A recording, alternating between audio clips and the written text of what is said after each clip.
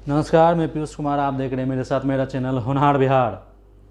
जैसा कि आप सभी लोगों को मैं बता दूं, आज मैं आप लोगों के बीच इंटरनेट की दुनिया का एक समय में बेताज बादशाह माना जाने वाला कंपनी याहू के बारे में चर्चा करने जा रहा हूं।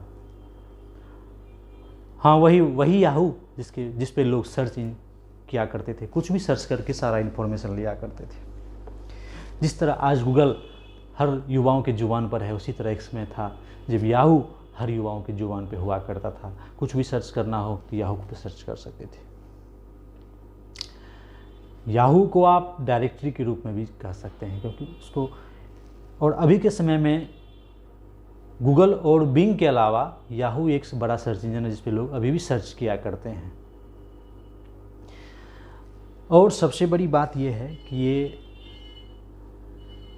याहू जो है, इसका पीछे जाने का क्या कारण था। सबसे पहले मैं बता दूं कि इसकी स्थापना कैसे हुई, किसने की और किस वर्ष हुई थी। इसकी स्थापना जो है सन 1994 में स्टैनफोर्ड यूनिवर्सिटी के दो छात्रों ने मिलकर की थी, जिसका नाम था JD Yong and David failure. यही दो छात्रों ने मिलकर इस संस्था का निर्माण किया और उसे सुचारू रूप से चलाना प्रारंभ कर दिया। अब बात आती है कि ये अगर दोनों छात्रों ने मिलकर इसे चलाना अच्छे तरीके से चलाया तो फिर ये पिछड़ा क्यों। धीरे धीरे सर्च इंजन के अलावा इसमें दोनों छात्रों ने पहले तो कुछ ही ऑप्शन थे याहू में कि इतना ही यूज करना होता था यूजर्स को, लिमिटेड यूजर्स बेनिफिट्स थे। लेकिन धीरे धीरे अपने यूजर्स को ये बेनिफिट बढ़ाने लगा, जैसे न्यूज़ का, फाइनेंस का, गजेट्स का इत्यादि सारी सेवाएं जो है, मतलब 40 से 45 से सेवाएं जो है वो लोगों को देना प्रारंभ कर दिया था। अब जो है इसके सामने एक और कंपटीटर आ गया। सन 1994 में इसकी स्थापना हुई थी गूगल की, और सन 1994 में याहू की जो स्थापना हुई थी, और इसका नाम जो है याहू 1995 में रखा गया। और सन 1996 में इसके ठीक एक साल बाद, नाम रखने के ठीक एक साल बाद इसके कंपटीटर आ गया। सेम उसी यूनिवर्सिटी से दो छात्र निकले जो गूगल की स्थापना की। सन 1996 में गूगल की भी स्थापना हो गई। अब याहू और गूगल के बीच टक्कर होने लगी। जितना इन्फॉर्मेशन ये देता है उतना इन्फॉर्मेशन वो देता है। अब याहू को लगने लगा, फिर भी इस याहू के पास ये बेनिफिट था कि उसके पास यूजर्स उसमें बहुत अधिक हो चुके थे 2 साल के अंदर में, और उस समय नया नया मार्केट में गूगल आ ही रहा था, जिसके कारण उसे अपने बेनिफिट्स में और अधिक देने पड़ रहे थे और उसके चार्जेस भी कम लेने पड़ रहे थे, जिसके कारण।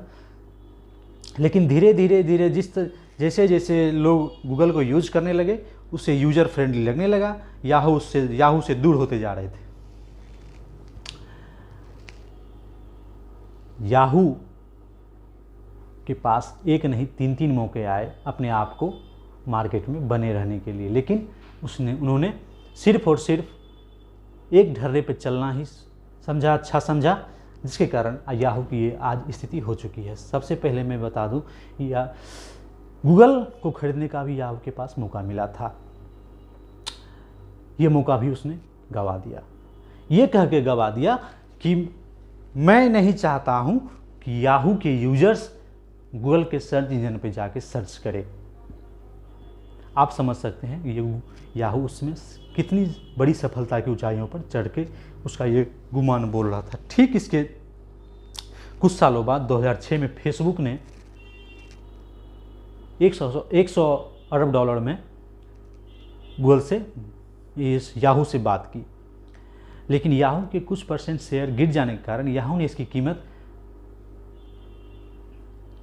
85 अरब डॉलर में बात करनी चाहिए, लेकिन इस ऑफर को फेसबुक ने, मार्क जुकरबर्ग ने ठुकरा दिया।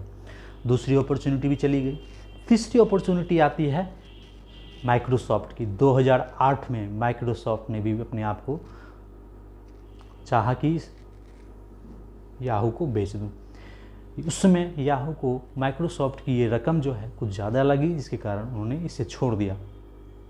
आज तीनों कंपनियां आप देख लें, गूगल, माइक्रोसॉफ्ट एंड फेसबुक, तीनों अपने अपने चरम स्थान पर है। और जहाँ तक बात है याहू की, याहू आज सबसे निचले पायदान पर आ चुका है। याहू की स्थिति आज ऐसी हो गई है जो मात्र जापान में 33.5% और चाइना की एक कंपनी है अलीबाबा, उसमें मात्र 13.5% हिस्सेदारी रह गई है। याहू शेष सारी इसके जो हिस्से हैं वो न्यूयॉर्क की एक कंपनी है, कोई कम्युनिकेशन कंपनी है, वो उसे परचेज कर लिया है। आप समझ सकते हैं याहू की अभी क्या स्थिति है। फेसबुक अभी 500 से 600 करोड़ अरब डॉलर में है, सब 600 अरब डॉलर के आसपास है ये, और ये करोड़ डॉलर में है, मात्र 15 से 20 करोड़ डॉलर में। आप समझ सकते हैं फेसबुक और याहू, गूगल एंड माइक्रोसॉफ्ट के सामने याहू की क्या स्थिति हो चुकी है। कुछ ना कुछ मैनेजमेंट में ज़रूर गलती हुई होगी, ऊपरी हिस्से में क्या गलती हुई है आप लोग अपने कमेंट में हमें बताइए कि इस तरह की कंपनियां जो ऊंचाइयों पर रहती है वो नीचे क्यों गिर जाती है, आखिर गलती किसकी है। कुछ ना कुछ तो गलती ज़रूर रही होगी। जो कंपनियां अपने समय में चरम से ऊंचाइयों पर थी, अपने सफलता की चरम ऊंचाइयों पर थी, वो आज कैसे गिर गई, यह आप अपना अनुभव हमारे कमेंट बॉक्स में ज़रूर डालें। आपको हमारा ये वीडियो कैसा लगा हमें लाइक कीजिएगा, कमेंट कीजिएगा और शेयर ज़रूर कीजिएगा। आपका ये लाइक कमेंट हमारा हौसला बढ़ाएगा। धन्यवाद।